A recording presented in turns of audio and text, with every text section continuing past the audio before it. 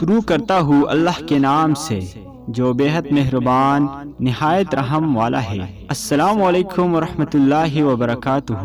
حضرت بلال حبشی رضی اللہ تعالی عنہ نبی کریم صلی اللہ علیہ وسلم کے دنیا سے پردہ فرمانے کے بعد حضرت بلال حبشی رضی اللہ تعالی عنہ شام چلے گئے اور وہی بس گئے۔ ایک عرصے کے بعد خواب میں نبی پاک صلی اللہ علیہ وسلم کی زیارت ہوئی اور فرمایا، بلال ہمیں ملنا کیوں چھوڑ دیا؟ آنکھ کھلتے ہی مدینہ کے لیے روانہ ہو گئے۔ کئی دن کے مسافت کے بعد مدینہ منورہ پہنچے، مسجد میں حاضری دی اور روزے رسول پر پہنچے۔ وہی بے ہوش ہو کر گر پڑے۔ اہل مدینہ نے کہا، ایک بار وہی اذان سنا دے۔ سرکار کے زمانے والی معذرت کی کہ اب مجھ سے برداشت نہیں ہوگا۔ لوگوں نے حسنین کریمین سے کہلوایا، اب انکار ناممکن تھا۔ اذان شروع کی تو اہل مدینہ رو پڑے، دل قابو میں نہ رہے۔ پیارے آقا صلی اللہ علیہ وسلم کا زمانہ تازہ ہو گیا۔ عورتیں، بچے سب نکل آئے، غم سے نہ ڈال بے قرار ہچکیاں بن گئے۔